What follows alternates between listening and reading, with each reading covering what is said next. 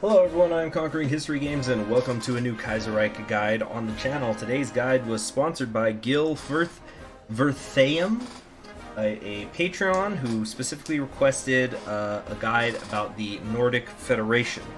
So what I'm going to do is I'm going to what this guide is going to do is I'm going to very briefly explain how you form the Nordic Federation, which is itself pretty simple. So what I'm also going to do is then fold into it a discussion of what happens after you have formed the Nordic Federation. There's a few different countries that you can play as to form it, obviously the Scandinavian ones, but what we're going to do is we're going to go through a couple of different save files here. The first thing is we need to go over here to June 1937. I have a couple of save files here, and as I often do in my guides, I'm going to be doing lots of focus auto-completing when I can, because this is not gameplay, this is just explaining how something works, so there's no sense in me waiting around to have the focuses activate so you can see what I'm saying. Alright, so the first thing that you're going to need if you're going to successfully create the Nordic Federation is you're going to need Norway and Sweden to create, be democratic, as well as Denmark. Yeah, and that's what is the important thing. All three of these countries need to be conservative. Or not conservative. Yeah, so they can be anywhere from social conservative to social democrats, I believe. As long as that they are democratic countries, that nobody has become syndicalist or national populist or things of that nature. Then you have to wait until June of 1937 when you're going to be allowed to go for the Treaty of Stockholm. You're going to get this event, Treaty of Stockholm. Click a toast to our brethren here. And we're just going to wait a couple of days until, in this example, Norway is done with the international relations focus. And now they can choose to ratify the Treaty of Stockholm. The other nations will also get this choice. They haven't done this right away, but then you're going to want to wait for that to happen. An easy way to make this happen, incidentally, there is the Custom Countries Paths submod for Kaiserreich that you can use, and I believe there was also recently a progress report where they said they are going to fold that submod into the main game. So just like Equestria at War, you're now going to be able to do customizations on specific political events in the game, including even if it's not the country you're playing. So you can play as, for example, Norway, and you can then force Sweden to stay democratic and things like that. So now we're going to let a couple of days pass. As you can see, it's now late July 1937. We've done the Treaty of Stockholm over here. And, wait a minute. Oh, you know what? I think this is the wrong save file. I'm so sorry. I'm not going to cut this. Whatever. You guys know I've sometimes done guides that are super duper long. But when the Treaty of Stockholm gets signed, everybody's going to have to ratify it. And once everybody has ratified it, you will get this event, creation of the Nordic Federation. It's not going to happen in 1937. I was doing focus autocompletes. If you want to see the details of the lead up to the Nordic Federation, go watch my Norway campaign, but I've already explained it here. So the creation of the Nordic Federation is going to happen, as you can see here, for example, as Norway. I have 9 divisions. We then hit great, you get the game over, and now you become the Nordic Federation, and everybody's stuff gets unified. So, for example, we now have 30 divisions instead because I'm getting everybody else's. You then get this event, formation of the Nordic Federation, which is going to give you some political power, but you can't really do much yet, even though you have a brand new focus tree. You have to take the Nordic Constitution. Now, once you do the Nordic Constitution, you're going to have a series of events here where you need to decide how to align your what you want your federation to be like. So, for example, do you want the Council of Kings, or do you want the kings to in 2-year turns to take charge of the country? What kind of parliament? What's the court system? Things like that. That's not really super important. That's more role-playing than anything. So what we're going to do is we're going to jump ahead to after the ratification of the Nordic Federation's new constitution and the first election. Now here is where you're actually going to have to start thinking about how do you want the game to play out. And you're going to have 3 different options, as you can see here. You can go with the Social Democrats, the Liberal Party, or the Farmers League, meaning the Social Conservatives. Well, it's kind of a coalition between the two, but they're one and the same. So what I'm going to do is I'm going to explain. We're going to come back to this in a minute, and then I'm going to, at the end of the video, actually, we're going to talk about what all these different bonuses do. So first, let's also talk about the military stuff. So we need to first get that focus autocomplete on. Now, you have to establish. Well, first let's actually talk about national spirits. I'm sorry. You're also going to lose whatever your previous laws were. So you have conflicting services. Lowers your daily political power gain by 0.20, lowers your stability by 10%, but you also have increased research speed, presumably because each of the separate nations is still doing its own research, and so it's divided, and like more people are working on more stuff, I guess. You'll have an artificially divided navy, which lowers your fleet coordination by 8%, as well as lowering your convoy rating efficiency by 10%. And there's judicial autonomy, this is because I did the judicial autonomy thing. But seriously, these have very little differences. This one specifically increases your division organization, but lowers your stability by 10%, but increases the effect of your partisans by 10%. Incidentally, if you're concerned about partisan kind of stuff, you can stack that with other things later.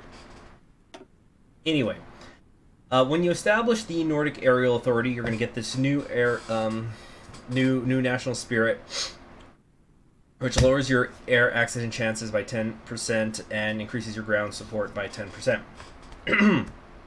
Sorry, my throat's kind of bugging me today. You then will eventually you'll get better interception and air superiority, and the SAAB, which increases your research speed as well as just gives a lot of flat air attack, range, and agility bonuses. This is a fighter manufacturer, so it's not a national spirit. You're gonna get that over here. Expanding the airfields is kind of lame. It only gives you 2 air bases, but you can get some bomber models here and air experience. So it's a little bit different than your typical air tree as a nation. And then there's the merging of the national navies. As soon as you take that, your fleet coordination is going to go up, as well as your convoy rating efficiency, because this national spirit will disappear. Then you've got 2 styles you can go for: trade interdiction or fleet in being. So it's not a carrier nation at all, and then you just have your standard bonuses beneath. Finally, in terms of the army, you have the merging of the national armies, which will lower your division training time and increase your recruitable population, or you can maintain separate militias and it'll increase your recruitable population by a whole extra %. Only by merging the national armies can you go with mobile warfare, which I know is a favorite of many people, and this just again leads to sort of standard stuff. Though the armor production cost minus 10%, that kind of sticks out a little bit and is interesting. By the way, all of these end with air experience gains, or experience of the branch of the military gain. Firepower can be done either way. Grand Battle Plan is only if you maintain the separate ones. This also, what's interesting about Grand Battle Plan is you come down here to Supreme High Command, which gives you flat bonuses, which is going to increase your division attack, your division defense by 5%, as well as increasing your daily command power gain by 0.50%. So it's good if you're somebody who likes to hit last stand and whatnot a lot. Whereas this just gives you a 50% research bonus, but it's all about whatever you want to do, right? Artillery investment is the counterpart to the tank brigades, with the artillery investment lowering your artillery production costs instead of armor. So that wraps it up for the military.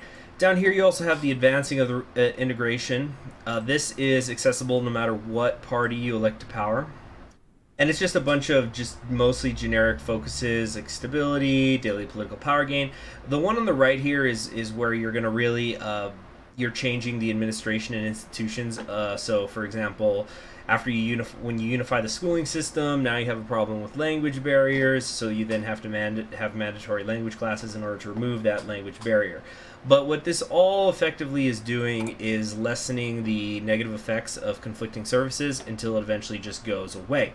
But you're going to lose that research speed bonus, but that's what federal exchange programs is for. It's going to give you more stability and political power, which is nice, but it's also going to give you that 5th research slot because you have 4 as the Federation. Over here, none of this stuff is really that great, except for, I guess, maybe the Stockholm to Berlin by train, which gives you political power for some reason.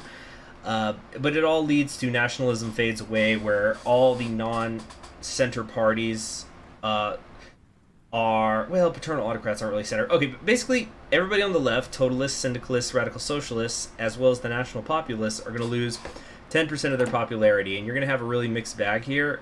As you can see, for example, in this situation, there's only 2% syndicalists, but basically no matter what, it's going to eliminate them all if you do have anything there. I think they just gave you that 10% to be totally sure that it would be gone, so you only have those central parties, as well as authoritarian Democrats, I suppose. Now let's actually talk about the political stuff. So if you do the social democratic majority, this is going to bypass typically. Yeah, you should not ever have to take these focuses. They're just going to bypass after the election. If you go social democratic majority, you're going to have access to these 6 focuses. You'll also get a team of ministers here. So your ministers are going to give you a net daily political power gain of 0.11 a day. You're going to have a net -2 construction speed. Infrastructure construction speed will be increased by 5%, and your civilian factory construction speed will be increased by 2%. So really, civilian factory construction speed just ends up evening out because of the net loss on overall construction speed.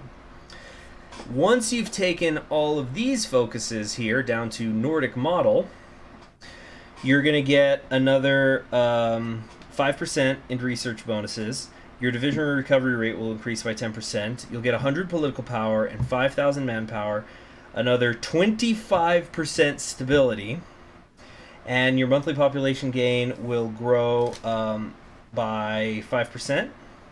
You'll also get an additional 0.25 political power a day in addition to what the ministers are already giving you, and your partisans will will increase by a further 10%.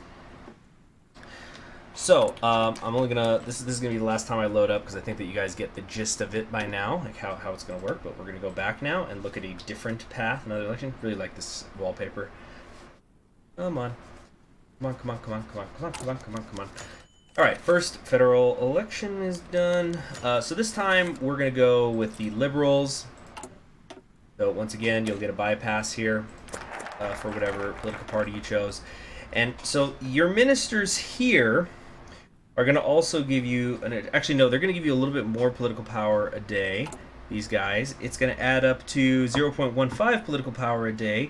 Your resource gain efficiency is also going to go up by 20%, and your construction speed will increase by 2%. After that, you have access to investing in education and improving our healthcare. This is a little bit like the Pacific States is, if you play as them in Kaiserreich, where ideologies that are close together, they have a middle ground that they both have access to. So the Liberal Coalition can also invest in education, but they cannot establish a safety net and do things like create social rights, whereas the Conservative Agrarian Coalition, they have the exclusive rights to subsidize the farmers, but they cannot invest in education. So you get what I'm saying? So Social Democrats get these 6 focuses, Liberal Coalition gets these 7 leading to the middle, and Conservative Agrarian gets these 1, 2, 3, 4, 5, 6, 7 that head to the Nordic example. So, wait. Yeah, no. Yeah, no, my bad. They get the ones over here. They get the, I was like, wait a second, that doesn't make sense. They get the 6 over here. My bad. I did the math good. It would have been 8. No, they get 6. They get 6 over here. So anyway, once you've taken all the liberal focuses coming down to the Nordic standard, you're going to get an additional 4 infrastructure, another 30% stability, 2 civilian factories, an additional 0.25 political power a day. That's the end of all of them. You get that quarter of a point of political power a day. And another 25% to your trade deal relations opinion factor. So obviously this is meant to tie in with your resource gain efficiency. You're getting more resources and more people want to trade with you, so that's going to hopefully lead to additional civilian factories. Finally, you've got the Conservative Agrarian Coalition, which their ministers, excuse me, just checking my notes here. So their ministers are going to give you a net 0.16 political power a day. You're going to get a net minus 2% construction speed, research plus 1%, factory output plus 2%, and all of your local resources, manpower, and factories will increase by 5%. Once you come down here and actually take everything through to Nordic example, you're going to get an additional division organization of 15%. Your recruitable population is going to go up by 0.5%. You'll also get 100 political power for infrastructure, another 20% increased stability, 5% research speed, of course the quarter of a point of political power every day that you'll get from the Nordic example, and your surrender limit is increased by 10%. Also, obviously, I should have said this before, but I guess I'll just throw it in there. Everything that you have here is a core state of yours, of the Nordic. So you get access to the armies, to the factories, to the recruitable population, and all that. Now the whatever was the original state will still have it as a core, but there you have it. And also, I really like this color. It's like a bluish purple, but light. It's interesting.